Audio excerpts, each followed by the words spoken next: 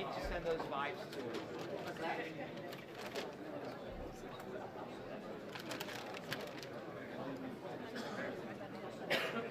The clock's yeah. Okay. Okay, we're gonna start this panel. I don't want to be a noise Nazi, but can people please stop talking? Somebody got a louder voice than me. All right, thank you. Please settle down for this final panel, which I'm delighted to be moderating. I think we've just got a really good hors d'oeuvre from Kaja Kallas on the subjects that we're going to be addressing, which is the master plan, Europe's grand strategy. Now, to paraphrase Shakespeare on greatness, some people are born with a strategy, others acquire a strategy, and still others have strategy thrust upon them. I think Europe is probably in that last category. It's having a strategy thrust upon it by developments around the world. Whether that is a grand strategy is something for this panel to be discussing and this audience to be inputting on. But certainly the time for a strategy is very much due, and the time for implementing one is very much due. And I've got a really great panel here to discuss this question. There are lots of aspects to the question, but let me start, Eleanor, with you. Eleanor is head of the Hellenic Foundation. Let me start with you. Just ask, this is a very big topic, a master plan. Do we have a master plan? And if not, what should it be? And you don't have to give the Greek perspective, but talking of small countries, you have a small country perspective at the other end of Europe to Estonia. What's your perspective on this big closing panel question? Thank you very much, Ed. First of all, since I have the floor, I really want to thank the organizers. I want to thank Christy. I want to thank Ida. I want to thank everyone involved, not only for this excellent conference, but because speaking to your question, and the great question that Christy and I speak about sometimes, which is if we do have a grand strategy, if we do have doctrine as the European Union, if we have priorities and ways to implement them, we need to have common perceptions of what we're doing, common threat perceptions, common priorities. And the Baltic states and Greece, thinking of the eastern part of the European Union, are the northernmost and southernmost in some ways parts. And we've been talking a lot in the past about how to reconcile the way we see the world in those two parts of the European Union. And I think being here, I did a bit of Googling and I saw how many times a Greek speaker has been on this floor. And per Google, I am the first having been our former Foreign Minister Dora Bakoyannis. I'm very happy it was two women. You just heard from Kaja Kallas how women help promote peace. But I really think we need to have common priorities. So going to your question, the European Union perhaps has not had a grand strategy, but it's been thinking about grand strategy for many, many years. You know, as long as I can remember, especially since the European Security Strategy, the first in 2003, because now we're in the process of a new one, as announced by the President von der Leyen. It's been trying to make security strategy look like and be grand strategy. Grand strategy being something that defines the ends, being something that defines the means, and being something that defines how the tools are created. You know, it links everything with specific goals. We have so much strategy that I will not mention here how much we have. We have strategies. You know, if you look at how many security strategies were created just the past year, we have internal security, cyber security, you know, security and defense readiness roadmap. We can go on and on and on. And I think, you know, we do now have a lot of these elements of what we need to have grand strategy, because what we know is we need to have the tools that are capabilities, that are political buy-in, that are operational capacity, that are preempting and foreseeing how and operationalizing plans ahead of time. We need to be ready. We need to have readiness. We need to have the economic security tools that underpin the capacity to be a geopolitical security and defense actor. That's all in the texts. We need to have decision-making processes that are efficient and that are rapid. And we also need to have the goals and the priorities of our threat perceptions. We need to have a common threat perception. And I think here is where I am confident that we now can have a grand strategy, because finally, and I say this in, you know, not at all disregarding the horrible geopolitical environment that we are in. But we finally, I think, have a perception of how we need a 360 approach, because every single theater of conflict that we are facing is linked to the other. And I think this is the element that will get the South, the North, the East, the West, and Brussels on board. Because, and this is my last point, looking at the world from Greece, because you asked, someone said yesterday, that there are faraway theaters like the Straits of Hormuz. It's not far away, it's not far away at all. But Russia is not far away either. The Mediterranean, the Black Sea, the Baltic Sea, we're all linked. And the actors that are perpetrating crimes and violence and invasions and violations of international law in those theaters, they are working together. They are linked. We have the ways to see this now, and I think this will guide us towards grand strategy. I mean, Europe, I guess, originally did have a grand strategy, which is its creation, the Treaty of Rome, which is the strategy being France and Germany are not going to go to war again. So it was born as a grand strategy. But what would your one line, or you can have 2 or 3 lines? I had many just now. Yeah, but you need to. If you have too many, then we get too much of a menu. How would you reduce it to what it should be? It should be capable to carry out operations that promote and protect its values and its principles to the degree that its level of ambition has defined. Okay, so match resources with values. And I have to add to that, and we'll talk about this, I'm sure, work with partners in so doing, acknowledging that nothing can be done without partners. Yeah, okay. So Phil, you're head of international relations at St. Andrews University, which, as everyone knows, is an American university that happens to be located in Scotland. Now, you've been quite sort of outspoken about the astrategic mindset of Europe and of Europeans, that we've just sort of been infantilized by decades of relying on Washington to set our strategy and us to follow, to quibble maybe, but never to be strategic minds. Talk a little bit about how Europe should, or maybe is, overcoming this long-running intellectual deficit. Well, it's interesting. I think the paper might be slightly more hopeful than one I would have given in December. I think things did change after Greenland, which were really important. And also, by the way, I'd love to thank the team. This has been an astonishing conference, and my worry is after this panel, I'll never be invited back. The issue came home to me really in 2 years ago. In the summer of 2024, I wrote an article with Ed Stringer, who's British, and it came out in Foreign Affairs. You might have seen it. We thought it was a very safe article. And the article was, Europe better get ready for Trump. He's going to be the Republican nominee. It was a 50-50 election. This was not rocket science. And Trump had been very clear that he was, at best lukewarm on NATO. Actually, he's hostile to NATO. And at best lukewarm on the EU. Actually, he's hostile to the EU. And that Europeans needed to start preparing for this reality where they could not rely on the United States. This was not, we thought, hugely dangerous to say. The surprising thing when the article came out was the reaction we got in private from European policymakers, which made no sense, but was vociferous. And it had 2 points which were contradictory. One was, this will never happen, you're being alarmist. Trump won't be so bad, the United States will always stand by us. This might be a short period, but don't overreact. Don't pretend that this is going to be worse than it is. The second reaction, which couldn't go with that, but was even said by some of the same people, was, well, if they do it, then there's nothing we can do anyway.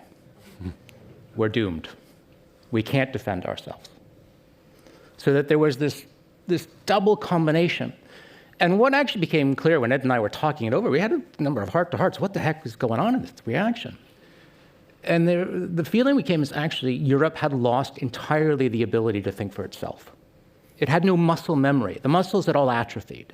It had spent decades deferring to the United States, knowing the United States had the big security questions covered for Europeans. So they didn't think about it. They had never conceived of defending Europe with Europe's own resources. And when asked to do that, the number one reaction was denial. And that's what we saw throughout 2025. 2025 was the year of denial. in Europe. Somehow, if we are nice to Trump, if we play golf with Trump, if we sign unfair trade deals with Trump, that this will be okay. And we'll have a lovely Atlantis as president in 3 years, and we'll pretend like this is a period that didn't go on. I think in the last few months, that has changed. So how does Europe start thinking for itself? And this is where I'm worried I'm not going to get invited back. The first thing it has to do, and you can tell from my accent, I am from across the pond originally. Europe needs to stop listening to the official voice of Washington. Now, this is something that has really come home to me in the last few years. Elliot Cohen and I wrote a report on the failed analysis of the Russian military leading into the 2022 invasion, which is actually one of the worst analytical failures in history. The Kyiv will fall in a week, Ukrainians won't fight, Russia is super strong analysis. And the problem that, if I was going to boil it down, is that the Washington official voice system creates terrible analysis, one, because it's geared to the political needs of Washington, and secondly, because it doesn't understand war. By the political needs of Washington, I mean the analysis you hear from Americans who come here, and they're all well-meaning, well, not all, is basically they're representing the American view to you, which is not the European view. I would say it's not in Europe's interest. What is being represented here, and I've seen it in the last few days, is basically what the American official view is. It's been very depressing to me. I didn't go to every panel, but I've not heard a singular engagement with the extraordinary corruption in the American institution of government now. All right, the American government is corrupt. The president's family, people doing the negotiations for the US government are corrupt. Right? That has been passed over as if it's not an issue. But you can't actually discuss what US power is without facing that fairly and squarely on. And what I've heard in the last year, until recently, was sort of a three-step thing from Washington. One is, it won't be so bad, what I heard from Europeans. Secondly was, oh, it is that bad, but don't say anything about it. And then finally was, it is that bad, just don't criticize us. And that's sort of how it's happened over the last year. So I would say, one, stop listening to Washington. The final part of that is, and I say this as someone who looks at military history, the United States has had the worst military analysis in history in the past 30 years. It has fought the war on terror catastrophically, didn't know what it was doing, squandered trillions of dollars in bad military operations. It grossly overestimated the Russian military. And by the way, the Ukrainians have done better since they stopped listening to Washington. All right? Think about that. If the Ukrainians had fought the war the way Washington was telling to, they might have lost. First, they were told, you don't need ranged weapons. Then they were told, you don't need F-16s. Then you were told, don't attack into Russia. And then actually they were told a year ago, draft all your young men and send them to the front. All of that would have been catastrophe for Ukraine, had it listened to what Washington said. It's not a mistake that Ukraine is doing better as it has strategic autonomy. So I'll develop this later, but I'll say, actually, Europeans need to listen to Europeans. And that's the way forward. Okay, and I'll get back to later on what that might involve. Thomas, now, if I'd been chairing a panel, moderating a panel a few years ago, 10, 15 years ago, with the chair of the Bundestag Committee on Defense, I'd have thought, oh my God, Germany defense? Like, it's like interviewing the head of the Bolivian Navy or something. Now that's a very, very different role. Germany is becoming, I believe, is projected within 2-3 years to have a larger defense budget than Britain and France combined. So you are rapidly becoming a military power, and you have had your U-turn. You've had your change. How difficult will it be for Germany to implement its very manifest ambitions to bring itself up to scale as a military force? Yes, it is very difficult in my personal opinion. Let me start with the bad news, because I'm from Germany. The bad news is we do not have a master plan or a strategy within Europe regarding the threat of Russia. We do not have it. Do we need it?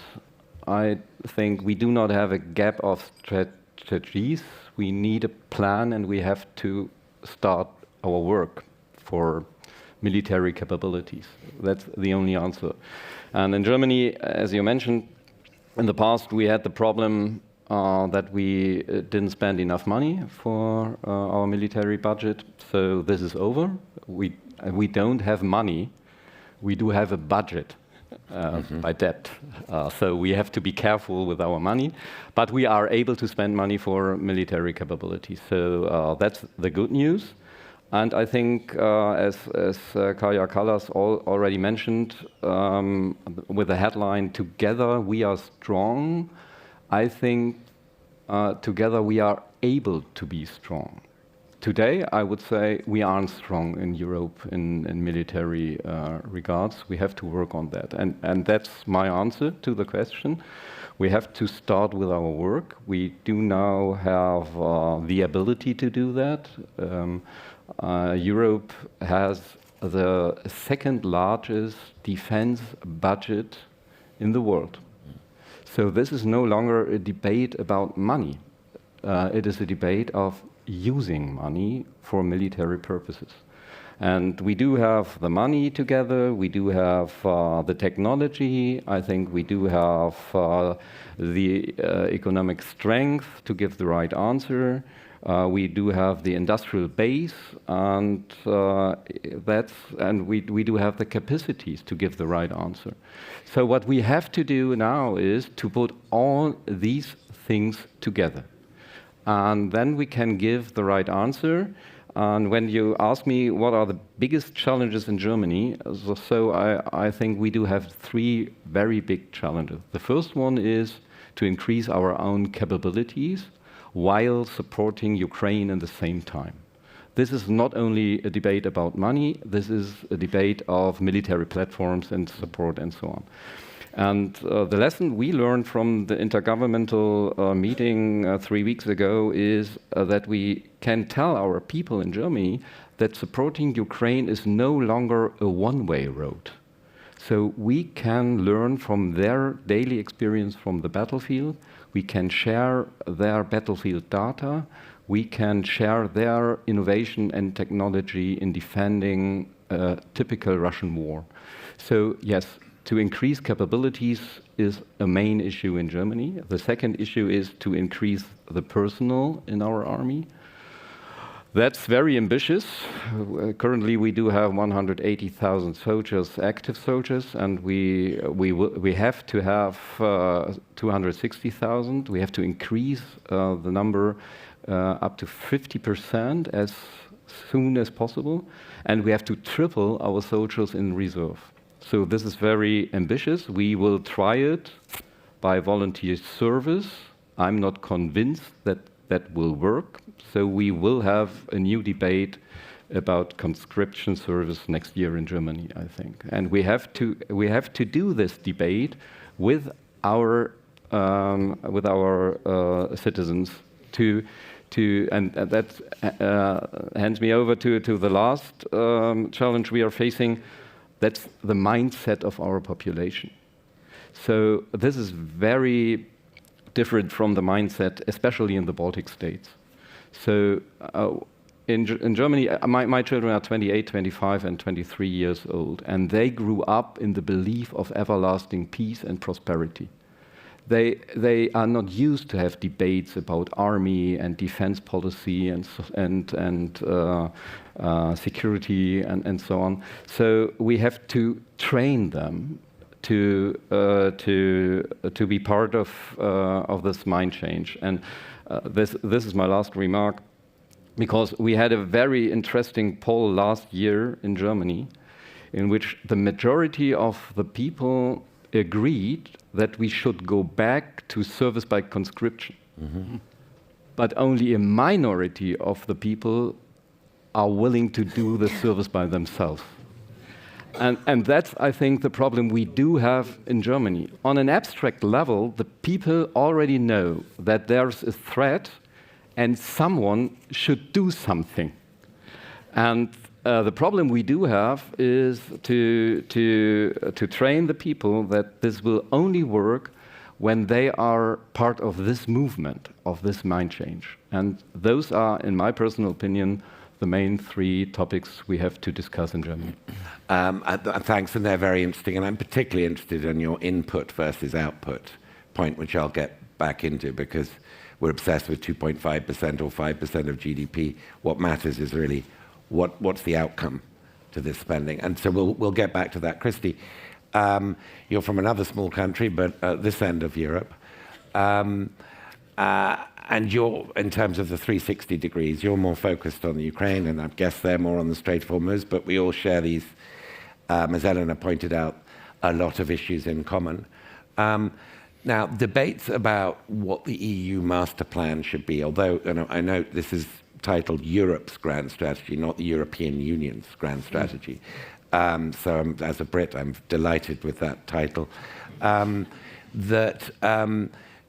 We can talk about the Draghi report. We can talk about, unanimous voting and, vetoes and stuff. But what about the expansion of the EU? What would giving a much clearer green light, or moving from amber to green, for a plan for Ukraine to join the EU do for this debate, given Ukraine's extraordinary capacity, innovation capacity in defense, but also potentially in civilian, and of course its scale as an agricultural power?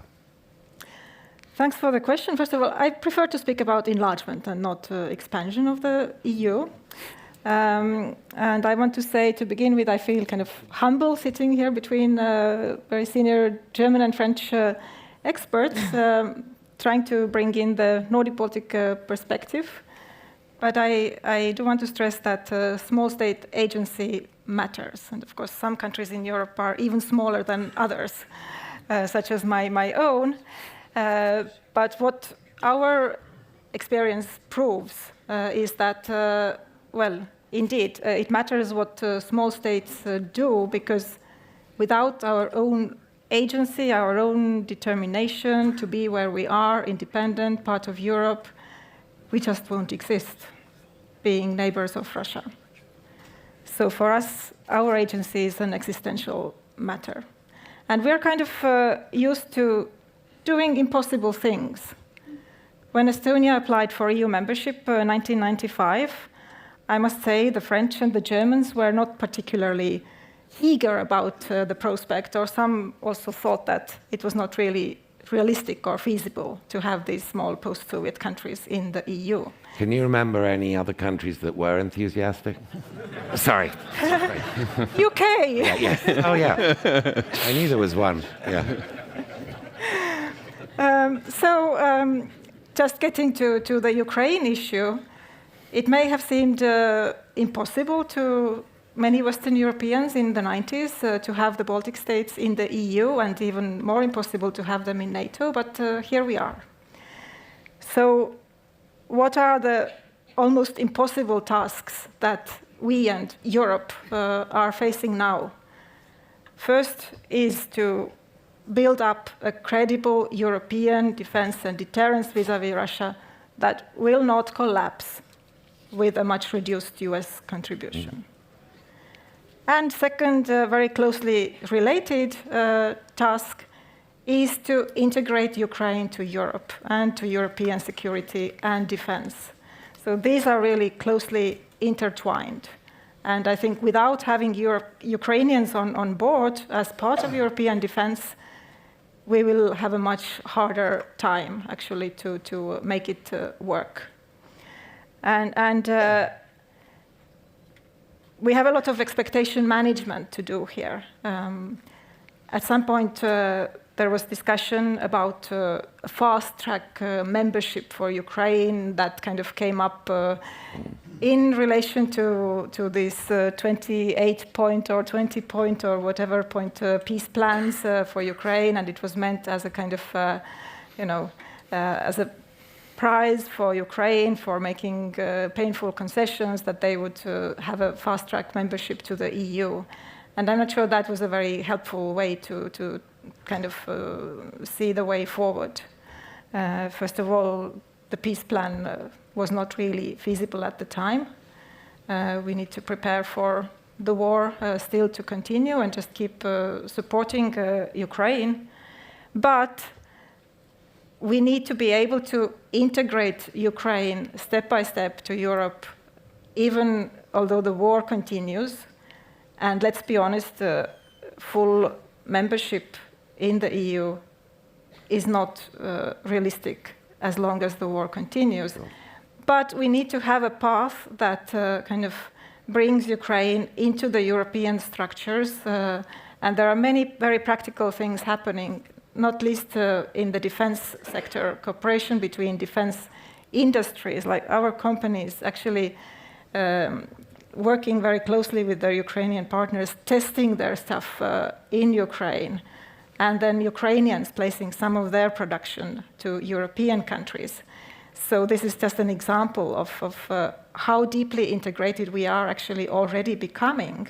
So let's move forward with this, keeping the full membership kind of goal clearly ahead of us, but then also not being let down when we are not able to say what will be the date or when exactly we are able to get there.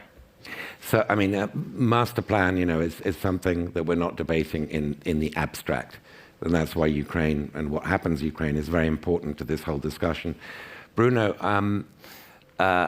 everybody's talking about the defense dimension of this. And I guess, Europe cannot be a power, a geopolitical force on the world stage without a defense dimension. It's just so hard for people like Kaja Kallas to do their job when people can quote that, whatever it was Stalin said about how many divisions does the Pope have, how many divisions does the EU have? And if the answer is none, that makes it much, much more difficult to project geopolitical influence. But there are trade-offs involved to this new era of increased defense spending, which I know you're concerned about, and when we all should be. Could you talk about those a little? Oh, sure. First of all, Christy, about small and big countries, I think in today's world, it's better to be a small and strong country like Estonia than a big and soft country like no names. French are so good at flattering, thank you. I mean it, actually. So here's the question. President Karius, she told us the other night that, if I remember well, we need 5% of our GDP to properly defend ourselves. That if we don't spend 5%, then we're in trouble. So here's the question. I don't think it will happen everywhere. It will certainly not happen everywhere. This is no longer the 60s or the 70s. We are aging societies. We've gone soft, all of us, most of us, not Estonia. There's no way that countries such as France, Britain, I believe, Italy, and some others will go, I think, beyond 2.5, maybe 3%. I'm extremely pessimistic about our ability to go beyond that, because I don't see the political will or political courage to make the trade-offs that have to be made. Now, there are very interesting IMF studies on how bigger defense spending actually crowds out social protection. But when I look at the fiscal burden of some of the big and small countries in Europe, and I just don't think this is going to happen, because our societies are going to keep aging, and the demand for social protection is going to be there. Fortunately, some countries who matter actually managed to do it. I mean, when I look at some of the Northern European countries, you manage it. You're frontline countries and you manage it. That's the good news. But for countries like France and the UK or Italy, I don't think it's going to happen. Now, don't get me wrong about the frontline. Minister Pevko the other day very rightly told us about his example of a Russian ship full of drones off, quote, the beautiful coast of Saint-Tropez. I mean, Saint-Tropez is not the most interesting place on the Riviera, but I see his point. And it's true that this very notion of a frontline country needs to be debated. And sometimes in France, the problem that we have a hard time persuading our own population that it's not a question. The Cold War is different from what we'll have to face in the future. And the threat will be different. And we may be threatened, we are attacked actually constantly, especially on cyber and influence by Russia. But the Saint-Tropez scenarios of Mrs. Pevkur, we have yet to take it into account. So I'm highly pessimistic, in fact, about the ability of my own country to be able to go beyond the significant effort that our authorities have done in the past few years. Because that fiscal wall is getting closer and closer and closer. But there is good news. I think the problem is as much a software problem than a hardware problem. Carolina, in the previous session, had it exactly right when she hinted at the fact that the question of projecting the will to defend ourselves is, I think, maybe even more important than just the capabilities. The software is at least as important as the hardware. And here's the challenge for us, I think. Deterring Russia from taking on Europe militarily. And doing this without the Americans, or at least without the certainty or the near certainty or the hope that America will have our back, is an unprecedented challenge for us. But it's a mindset. Because it's a mindset, it can be reversed more easily than decades of underinvestment in defense. So, bad news to start with about the ability of Europe, at least some European countries, to go way beyond 2.5%. But good news in the end, because it can be fixed. It can be fixed because at the end of the day, I think for Europeans to be willing and able to project the image of a continent that is ready to defend itself immediately without waiting for the Americans to come to our help is as important and perhaps even more important than adding a few squadrons of F whatever, Rafale whatever, or aircraft carrier, etc. Finally, just one final point about the credibility of defense guarantees and what we need to project to Russia. There's no way Ukraine is going to get into NATO and or the EU anytime soon. And I agree with your approach, but whether we like it or not, that's not going to happen. There's not going to be a consensus in the EU and in NATO for any kind of fast-track expansion. However, the good news is, I think we can and we should perhaps think about a coalition of the willing type arrangement, whereby we would give solid Article 5 type guarantees, not only to Ukraine, but with Ukraine, a mutual arrangement involving whoever is interested in Europe, and banding together and saying, look, as Europeans, including Ukraine, we're ready to support ourselves militarily, whatever happens, whether you're a member of the EU or NATO or not. And we won't wait for the Americans to do that. I think that sort of arrangement could be an interesting, it's not a magic wand, of course, but it could be an interesting additional layer of deterrence against Russia. So it strikes me, I mean, your point about there being a trade-off between guns and butter, absolutely. It's an old question, but it's an old question. It's an one we should never forget. And it seems to me there are two solutions to that, and one is there is such a shock to the system that the public mentality changes and sees the threat and gets behind it. Because right now this is still an elite conversation that we're having. The other, absent that, and Greenland clearly wasn't enough, and the invasion of Ukraine from the other side wasn't enough, is to grow more, is to grow faster. And what strikes me is how few people outside of, draggy, sort of very esoteric circles are discussing a solution where you can have guns and butter, is that you grow faster. Why aren't people talking about that? Where is the ambition? I think, irrespective of what I said about the illusion of a distant front line, geography still matters. I mean, if you're Poland, it's one thing. If you're Germany, it's one thing. If you're France, it's one thing.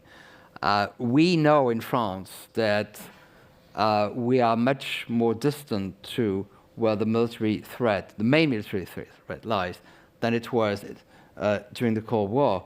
We calculate in terms of Tour de France days. You know, General de Gaulle used to say to challenge, to marshal the support of French public. The threat is just 2 steps, 2 days of the Tour de France away from us. That meant something. Now it's like a week of Tour de France. And it's extremely difficult. Again, maybe I'm too pessimistic, but talking about my own country, this is just yet too distant. And the idea that you can persuade the public that growth, which is needed, even if there was no Russia, we would need it, can solve that problem by making us able to maintain most of our social protection system and be able to invest more in defense. That idea, I'm afraid, Edward, is much too intellectual for the French public, opinion at large. Okay, I mean, let me... By the way, you would expect the French to have a grand strategy, but we're not as good as doing grand strategies than our friends and allies believe. Chrissy. Just quickly, since the Draghi report was mentioned and the whole issue of growth and competitiveness, I think this is something that the frontline countries, the ones that feel most threatened and have been investing most in defense, need to pay more attention to. We haven't been talking much about the Draghi report and its implementation at all, because we have been so focused on defense, and we are doing that. But indeed, in order to build up this European deterrence, we will also need to get more competitive, and things like deepening the financial market, capital market, building on the single market. This is all doable, and I think we should pay more attention. And Draghi and defense should belong in the same sentence. Eleanor. Oh, and they do. And I want to make a point about the guns versus butter, because I think we use this expression, but we fail sometimes to link it to the fact that guns are not what they used to be and butter is not what it used to be. And this is all about technology, right? So we talked yesterday very much about total defense, civil defense. We talked about hybrid threats. Guns today, of course, I think we know now that conventional capabilities we need as much as we ever had. But we also know that we need state-of-the-art, cost-efficient, modern warfare capabilities, and we need those kind of dual-use capabilities, such as drones and counter-drones and sensors that can, prevent, preempt, and deter and defend from sabotage, from incursions of airspace, from cyber disruption, and all of this is linked to what is butter. Because what is butter? It's the citizens' freedom to use transport, to have access to energy, to go to school and not have to suffer cyber episodes that disrupt the way schooling is done, to go to the hospital and not have to suffer from, the weaponization of medical devices and materials that go into various pharmaceuticals and other types of devices. Butter is so linked to what, I will not call it guns, but what the kind of technology that is also part of our ability to defend and deter. So I think we have to make more public this discussion about how everyday life, and I think the Ninisto report does that, the Preparedness Union strategy does it, is the ability to defend, deter, preempt, prevent. And secondly, and this links to Draghi, I think, there's 2 things that Draghi says, that Letta says. One, we need to think about scale, because that will reduce the cost of, again, guns, and I mean every type. Aggregate procurement, aggregate production, aggregate the way that industry works on that. But secondly, we also need to think of this, I want to call it dual-use industry that produces this kind of technology as something that creates jobs. We need to link it to the skills union. We need to have places like the European Investment Bank and other banks finance the upskilling and reskilling, so that this is also a skills proposition, a jobs proposition, a healthcare sector proposition. These are things that will make us more competitive. And third, it's been mentioned by many on the panel, and also in other panels, how there has been a push to support defense industry from the European Union. I like to say that, we are moving very well towards being a defense market. We need to think about how to be a defense actor then. But this push to support the defense industry, it also needs to be linked to cohesion and regional policy, right? If there are going to be new state-of-the-art, AI-enabled production facilities, why should those not be in those parts of member states that need to boost their GDP per capita? That can happen.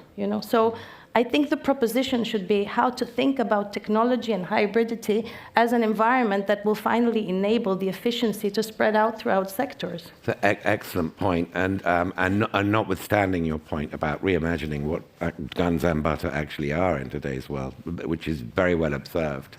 Phil, we can talk with this master plan and Europe's grand strategy about how Europe might or might not need a defense identity. But about how the European Union might or might not need a defense identity. But in realistic terms, there's always going to have to be a communautaire approach to what is a multi-member supranational organization, and that is going to slow things down. That's just the price you pay for having such a large organization. Shouldn't we be more realistically moving towards a Europe a la carte defense identity? And I mean, I mentioned, I should bring Canada into the conversation because I don't think there's a world leader inside Europe or beyond who is more pro-European than Mark Carney, and knocking on the door for defense cooperation, joint projects, deep precision strike, whatever it might be. The demand is there, and there would be a lot of people, I'm sure the Australians and the South Koreans and the Japanese would get involved. Can you talk a little bit about that? Well, I mean, it's the real problem. The EU is going to struggle, as you say, to be this grand strategic organization. Actually, the one that could do it would be NATO without the United States and with Canada. I mean, that actually would be an ideal vehicle for a European grand strategy, because if the United States isn't in it, it is a European, overwhelmingly European organization, and it allows for coalitions of the willing. NATO does not have to be unanimous in how it operates. But it's going to be impossible with a U.S. strategic commander to actually have that. But if I were going to push things, that would be strategically and structurally to have a European grand strategy. It would have to be a defense-oriented organization. Right now, the European Union is not a defense-oriented organization.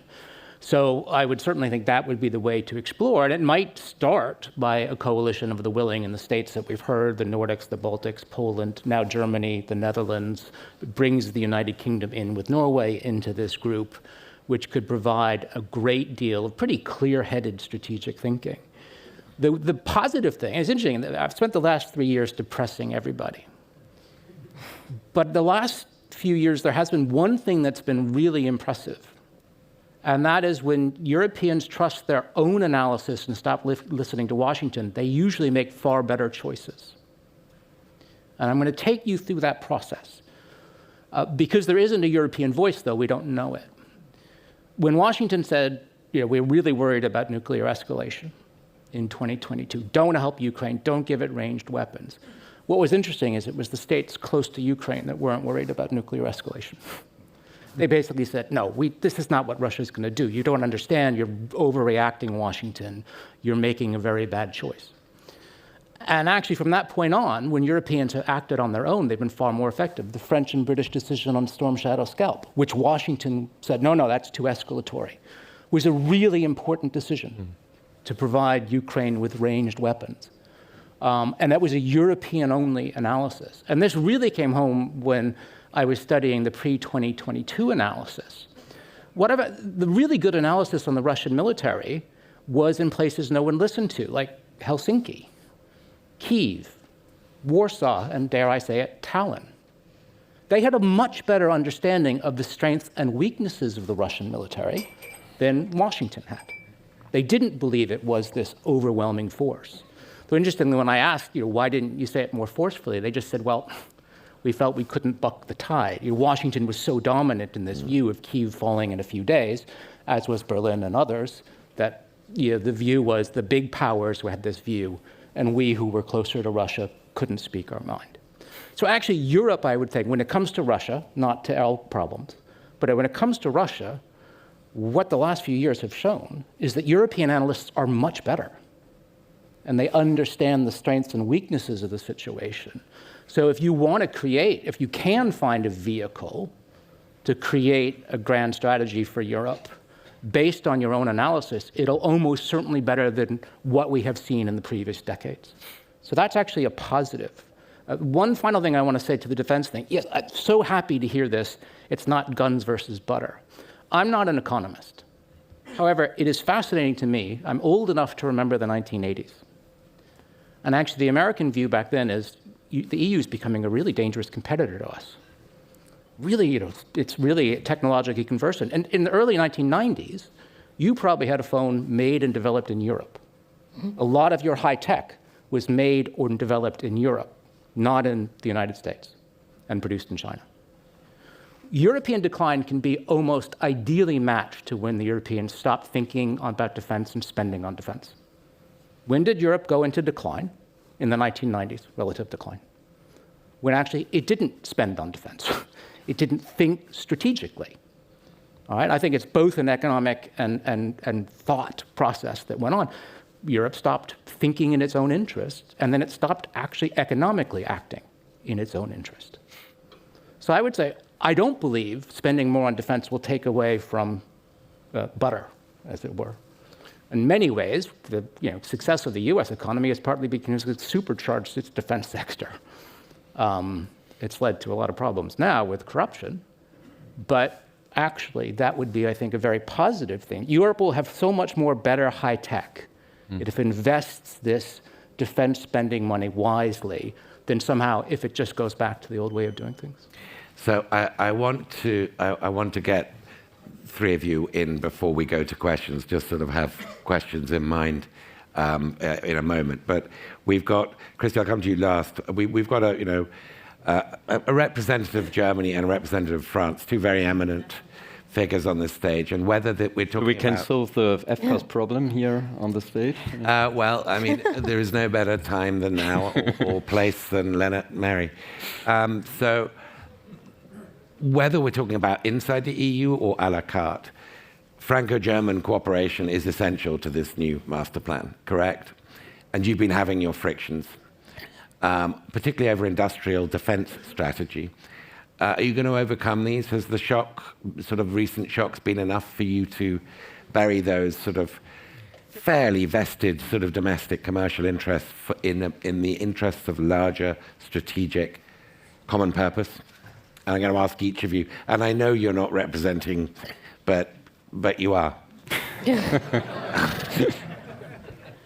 Starting with you, Thomas. Yes, I think that's a problem we currently have because in the past we saw procurement for military purposes in the first line as industrial projects and not military projects.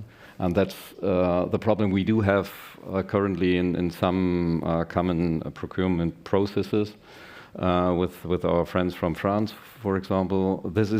I think this should be a problem of the past. Now it does not depend where something is produced. We have to talk about what we need for military procurement. And we have to do it together with partners. I'd like to underline that because not only because of the number of different platforms and interoperability, but also because of industrial capacities, which no member state of the European Union or no country in Europe is able to solve the problem alone. So we have to share the capabilities. And I think this is not only a debate about binational or multinational cooperation on industrial base. It has to be understanding of shared military capabilities. So we do not need more of the same in every European state. What we need is a framework of capabilities, and that's what we have to work on. And for that, probably we need a master plan. I think so, yes. And we have to do it by common procurement processes in the future. And we can use, and I'd like to underline that again, we can use our civil capabilities we already have. So we do have technology, we do have engineers, we do have automatization in industrial production, for example, in the automotive. So that are all things we already can, and we used it in the past for civil purposes. So the change we need is to think dual use. So we don't, a defense policy should not be a parallel universum. It should be an all-day question. What can we produce for military purposes, what we already produced in the past for civil use? So I think there is a lot of there are a lot of things we can do together in the future, and this indeed is a question of the mind change we already need, not only in the society about overall resilience, but also in the economy to think military purposes in our civil production. That can help. Yes. So Bruno, then Christy. Look, first of all, I'm not a defense industrial person at all. However, I will say two things. One, a constant advice I had to give to so many British and American friends in particular over the past 30 years is you guys always underestimate the scope, the depth, and the intensity and the deep roots of French-German cooperation and the amount of political capital that on both sides of the Rhine several generations of leaders have been able and continue to be able to spend and are willing and able to spend on maintaining that relationship. FCAS, if the fighter in the FCAS project disappear, the FCAS project does not disappear. If the FCAS project disappears, defense and security cooperation between our two countries does not disappear, etc. This is the tip of the iceberg. It has taken a lot of time for the French industries to understand and accept the fact on the other side of the Rhine, you have now serious defense industry actors, which are often bigger than the French counterparts, and that Germany defends its national interests as the French have for several decades. So the readjustment is not complete. The tendency for our political leaders to try to impose to the industry, and not only on defense, by the way, projects which are not necessarily viable on the long term still exist. But again, I just profoundly dislike it, no offense, Ed, when the French and the French-German defense security relationship is summarized with where the FCAS project goes. That's not the way we should look at it. I'm not skipping the question, but as a non-expert on that, I wanted to broaden the topic just a little bit. Fair enough, Christy. You're from the host country, or a host, thank you. Before we go to questions, what is the country on the front lines that is most acutely upfront or advanced sort of thinking on the defense dimension to this conversation? What's your response to what people have been saying? Well, first, let me get back for a moment on this big question of where does a strategic vision for Europe come from? And I think the US did play a really crucial role after the Second World War, after the Cold War, this vision of a Europe whole and free. So you asked me before who in the EU supported the Baltic states' accession to the EU and NATO. But what was really important was to have this US vision. And we are grateful for that. But unfortunately, this US strategic leadership is no longer there. And we are still a bit constrained in this region by this kind of fear of precipitating US withdrawal by even talking about it. We somehow have to get over this fear and just focus on what we can do to strengthen European defense. And here, the Nordic-Baltic region, of course, has been investing a lot, but actually the same problem of fragmentation that we have among the big European countries we even have here in the Nordic Baltic region. And we do have a high level of technological innovation, digital strength, startups, our companies also working with the Ukrainian partners to be even more innovative. And of course, what we lack is ability to scale. And there is a lot of potential, even within this Nordic Baltic region, northern part of Europe, to coordinate more, to work more together. I was just joining the visit of the Estonian president to Finland, where defense industrial cooperation was the main priority topic. And I just realized that, well, so far there is almost no cooperation happening. So at least now there is a new kind of start to use the potential there. Thank you. That's a great sort of moment to turn to questions. We've got, so Gary and then the person next to you. Sorry, I'm sure you've got a name. Oh my God. I actually would like to narrow the conversation. It says grand strategy. And strategy, the way I understand, it's first aiming, your goal and your enemy. I didn't hear the word Russia when you talked about defense budget. Just I assume you have hypothetical enemy that nobody wants to mention, like elephant in the room. NATO was built, unless I'm wrong, with only one purpose: to save free Europe from Russian invasion. Ironically, NATO fought wars, several wars that had nothing to do with Russia. And the only war where Russia is attacking Europe, NATO is siding away. We all know that Putin is far more successful in fighting wars, hybrid wars, than on a battlefield. And he just, he made many inroads. So that's why I want again just to narrow it just to this issue of Russia being an enemy. I don't think, maybe I missed it, there was no European documents that indicated that Russia is an enemy, and we're not expecting anybody else. Oh. And since there are threats are not necessarily on the battlefield, obviously Estonia is and Latvia and Lithuania and Poland and Finland, they have different concerns. But my question is that the two biggest of small countries, France and Germany. It's nice to talk about strategic vision, long vision. In both countries, correct me if I'm wrong, the largest political forces are openly siding with Russia. So what is the plan to make sure that the French nuclear arsenal and German military production will not be in the hands of Russian-funded parties in the nearest future, in France in next year, 2027? That's the real issue. Because again, Putin had a very good record in buying his way through and just having politicians. By the way, Britain is also welcome to answer. After the last municipal elections, you may end up eventually in Downing Street 10, another Russian sympathizer. Thank you. So what's the plan to move nuclear weapons offshore if Le Pen wins? I could tell you, but it's still a secret. You'd have to shoot. No, I have. This is, by the way, Gary. This is a very legitimate question, and one that we get from other parts of Europe. I'm rather optimistic, or not too pessimistic, because why?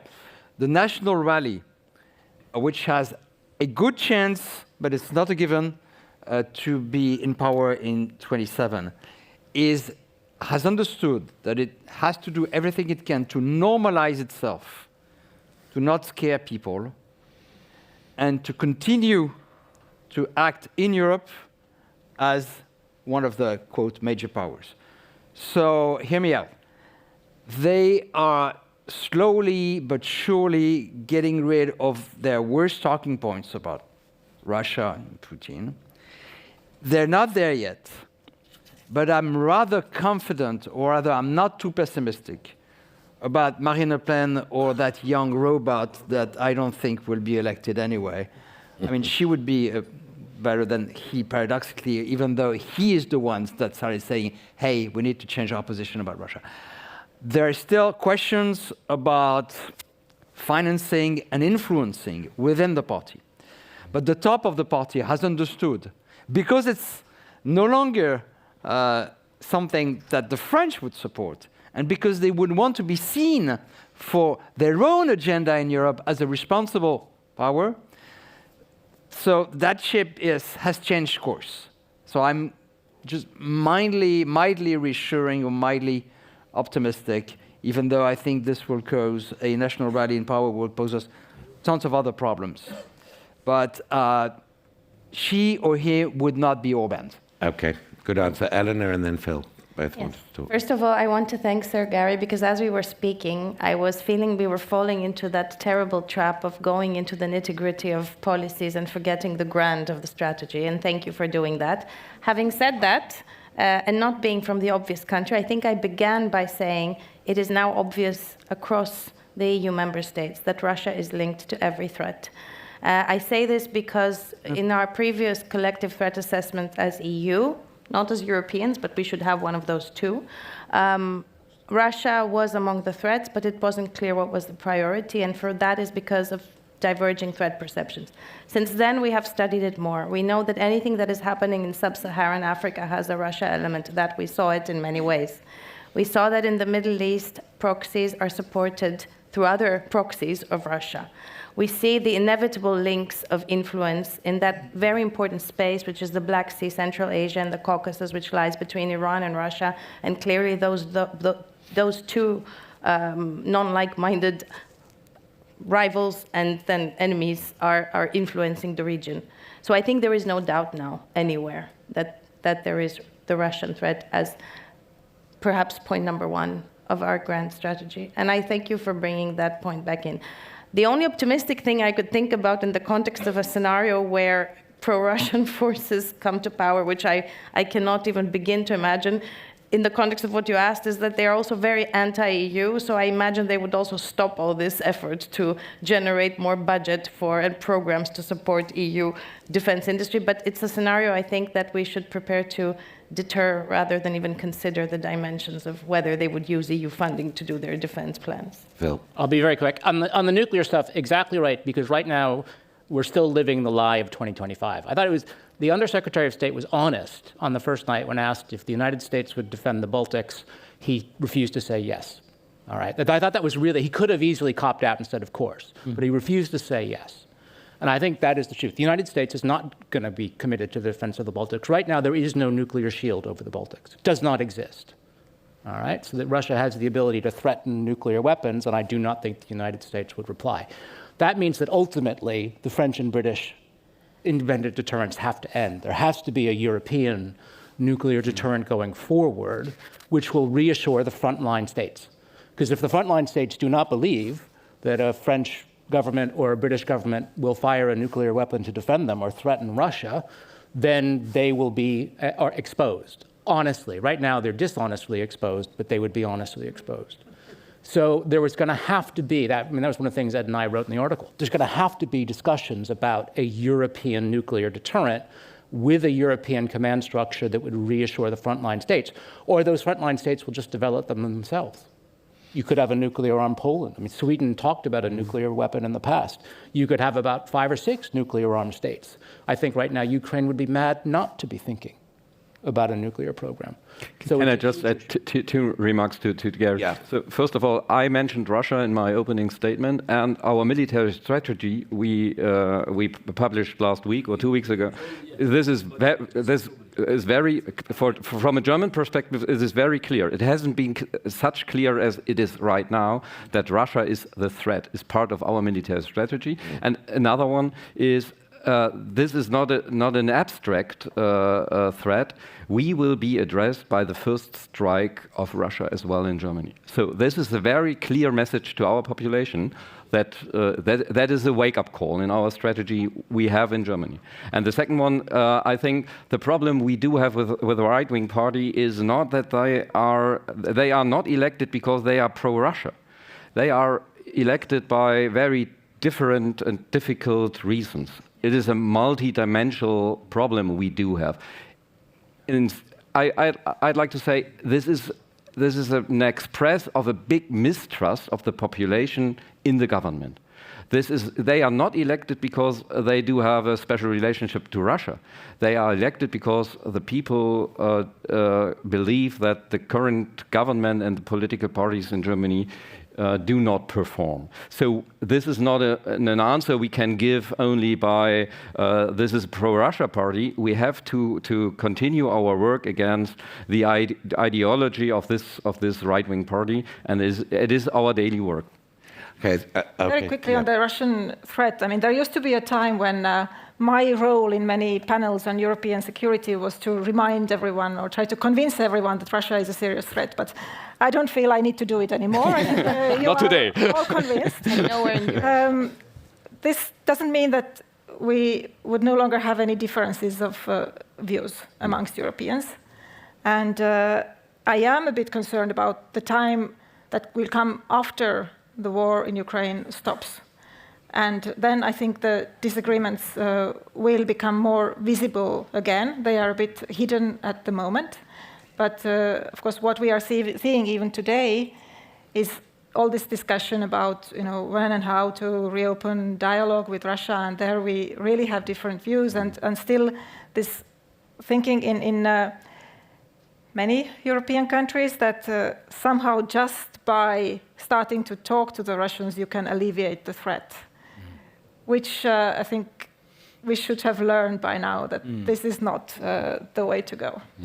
Well, so maybe, I don't know what the grand strategy is going to end up being, but clearly the word nuclear is going to be part of it.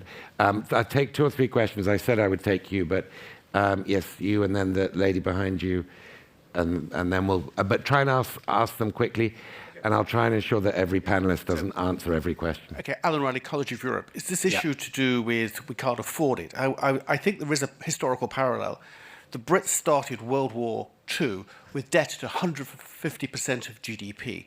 In 1939, they were spending about 6% of GDP on defence. So you can do it. And in fact, one of the reasons why the Brits were able to recover from the Second World War is that massive industrial spend actually helped them to reduce their even bigger debt at the end of the Second World War. So I think, and if you think about what Helena said about the single market, we've got huge opportunity, as Draghi indicates, to massively increase our economic growth. If you do that in parallel with defence, surely you get those sort of economic benefits. Yes. Okay, from the lady behind. Yeah. Thank you. Minna Olander, Stockholm Center of Eastern European Studies. In this grand strategy, is European unity an end in itself or a means to an end in your analysis? Okay, and then you were going to ask a question. Yeah, Eli Baron from Israel. A big thank you to the host for this celebration of strategic thought, and a reminder that it's not only about security, it's also about the democratic and liberal face of Europe. Having said that, I want to refer to conscription. Israel has a policy of mandatory military conscription, and I want to encourage all of Europe to adopt that. It will not militarize your societies.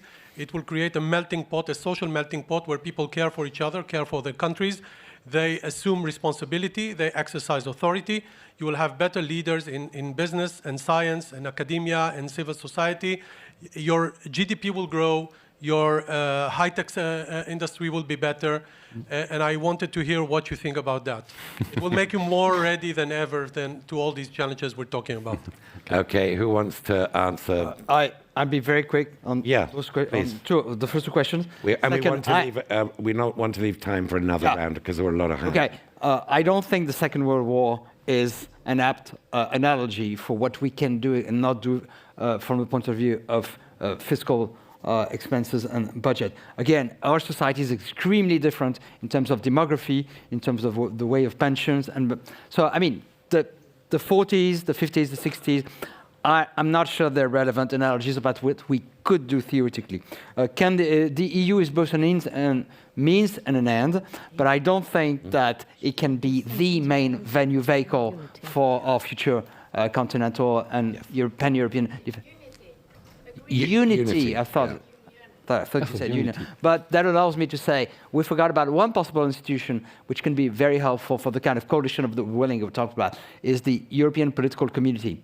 One which would be very easy to enlarge to Canada and to other countries, and one maybe in which we could have the sort of package of security guarantees we give ourselves mutually outside the EU and NATO. Okay. Does anybody else want to pick up? How about the conscription question? Yeah. Just, you do not have to convince me. Only if you. I unfortunately have to convince our coalition partner. That's the problem we do have in Germany. And it is not only for military purposes, I think we need the debate about conscription. It is for reconnecting the civil society with our military necessities. I think this is very different from Israel. We have to have the debate about war and peace on every kitchen table, in every sporting club, and in every school class. We have to put the debate within the society to get the overall resilience we need. So this is not only a military question, it is also a question of society. And the last remark regarding the question of EU, I think the European countries need new strategic partners out of Europe. For example, it may be South Korea, it may be Israel. So there are like-minded partners for our European interests out of Europe, and we should work on strategic partnerships. Okay, so we've got less than 3 minutes. I think you and you, the lady in the middle row and the lady there, and that'll probably be our final 2 questions. Please. Thank you very much. Ilke Teuger, Director of Global Policy Center and Professor at IE University. 2 very quick questions. How can we bridge the gap between the threat perceptions and preparedness between the north and the south of Europe? Because the divisions just benefit the adversaries of the European Union. And secondly, to Thomas directly, what is your plan in Germany in explaining, proving to citizens that the budget that is spent on defense is bringing security to them very concretely, especially in an inherently secretive area like national defense? How are you going to show this before the next national elections and before the next European Parliament elections so they are assured that the money is well spent? Thank you. And then finally, and briefly, I hope. Thank you very much. My name is Pia Hansson. I'm Director of the Institute of International Affairs at the University of Iceland. Thank you so much for an excellent panel. I'd like to ask you to expand a little bit, because looking at Europe's grand strategy, it doesn't say EU grand strategy, because I'm not too optimistic about Iceland actually becoming a part of the EU anytime soon, but we'll see. So could you perhaps expand a little bit to include the periphery, if we're going all the way into the whole debate on Iceland and Greenland, for example? Okay. Thank you so much. Thank you. So we have a minute and 10 seconds to expand on Europe's periphery. It's a very good question. Yeah, don't go get me. And how do you persuade Germans to fight? Rough. I mean, there's a sort of. Yeah. Okay, who's going to periphery? You're peripheral. I mean, you're not. Oh, Greece is I'll peripheral. take that back to my home capitals, Nicosia and Athens. No. You know what I meant. I know. I want to quickly, like in 2 words, respond to Mina's question, because I think it's important. I think internally EU unity and actually European unity is an end. But what I think is even more important is that externally towards partners, the credibility of the European model and European unity is the grand strategy. And that also goes for enlargement. I think we should have a credible enlargement process with regard to all candidate countries, because it was mentioned. I think the grand strategy is to be credible. And all the other things we've talked about, they go under that umbrella. When it comes to Ilke's questions about, preparedness and threat perceptions and how that links north to south, there's a lot that can be said, but examples speak better than many words, and we don't have time. If you think about north to south in the east, we have 3 seas, if not 4. What is happening in the seas? Sabotage, hybrid attacks. What is the response? Preparedness and the right technological capability and operational plan that can link all these 3 theaters. And finally, on the periphery that I come from, I'm not going to live that down, am I? I think wider Europe, as some call it, is a necessity. I think working with partners is something that is part of the next step of the European security strategy, and we need to sit down and think credibly how to do that to maximize. There is no way in this geopolitical environment and this international system that scale does not matter, and that is how we should think about the like-minded partners. Okay, I mean, we have run out of time, but both Phil and Thomas have got 5 seconds apiece. On the north-south, I'll be very quick. The north should just do it, and the south will follow. It's not going to be a question of convincing them. Well, if actually it succeeds, and I believe it would succeed if the north did it, then actually the south would want to be part of it. The European Union is never going to get all boats to go in the same direction at this right now. It's not politically possible.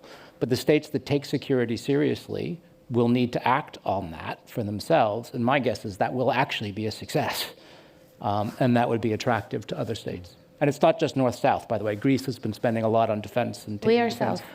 That's what I'm saying. It's not north-south, because Greece has actually been taking defense very seriously for a while. I'm going to give the final word to Christy.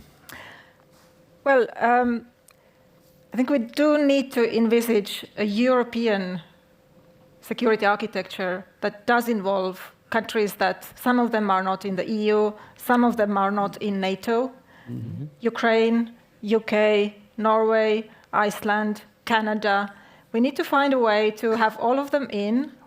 And then coming to Minna's question, which is kind of very philosophical, and since we are at Lennart Meri conference, I just want to end with the point that, Europe is not just a means, it's an identity. We are Europe. We are here in Europe. So in that sense, it is an end in itself. Thank you. So I didn't imagine I'd feel less pessimistic at the end of this session, but I do. I think it's very lively, a lot of really interesting opinions. Please join me in thanking a wonderful panel. And we are meant to stay seated. Apparently. Oh, no, we're not. Okay, sorry. So thank you so much. Thank you very much. Thank you so much for the wonderful panel. It was really excellent and a great grand finale to this wonderful conference. Thank you so much. You made it great.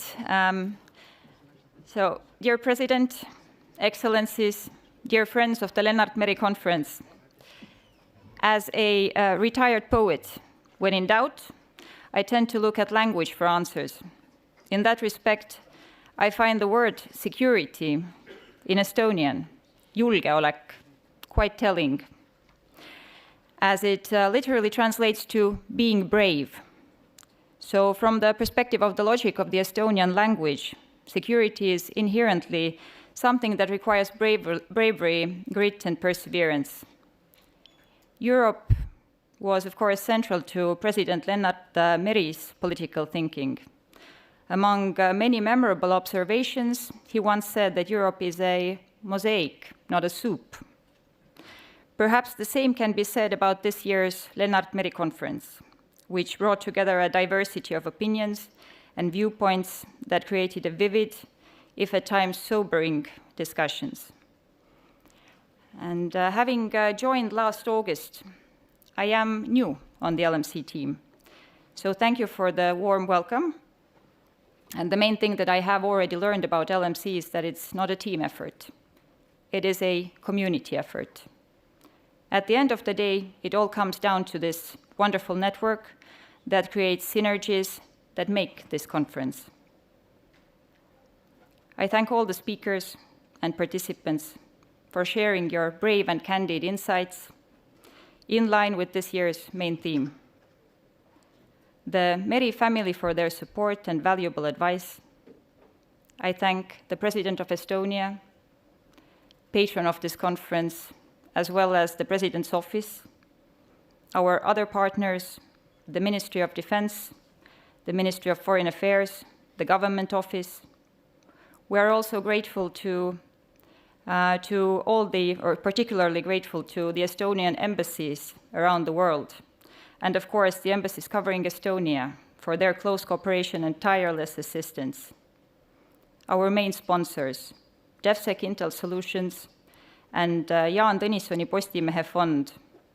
We also thank all the other partners and sponsors, NATO, Open Society Foundations, Baltic American Freedom Foundation, Swedbank, Saab, MBDA, Infortar, Konrad Adenauer Foundation, European Commission, the US Embassy in Tallinn, our research partner Elering, and many thanks to all colleagues at ICDS for their assistance and advice. I am deeply grateful to the Fabulous Four, the always brilliant, honest, and supportive former LMC directors Kadri Liik, Riina Kaljurand, Eva Eek-Pajuste, and Helga Kalm. And of course, my eternal gratitude goes to the amazing LMC team, all wizards and wonder makers. Our volunteers, of course, we have 35 of them this year. Then Maret, Liisi, Kristi, Andres, Ketter, Mart, Kati, Pia, Tetjana, Helena, and Piret. The family of Radisson Collection Hotel that provided a home to the LMC this year, again. RGB, who provided the technical solutions, our great photographers. The photos, by the way, are all available on our website and can be used. Omserv, who provided the cars to take you to us, and our trusted drivers. We will try and recreate this lovely mosaic next year from the 14th to the 16th of May here in Tallinn, Estonia. This will be the 20th Lennart Meri conference, so celebrations are due. Stay tuned for further information. I hope you all enjoy the discussions. Farewell lunch will be served downstairs, so please don't leave yet. Thank you so much, and see you again next year. Thank you.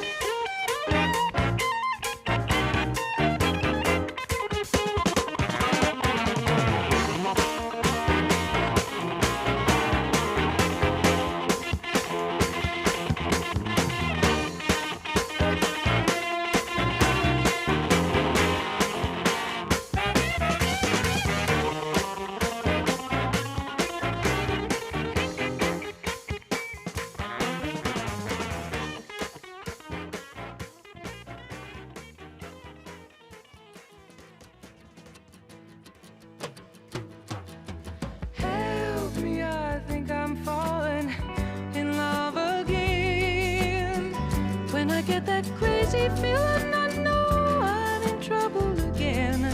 I'm in trouble, 'cause you're a rambler and a gambler.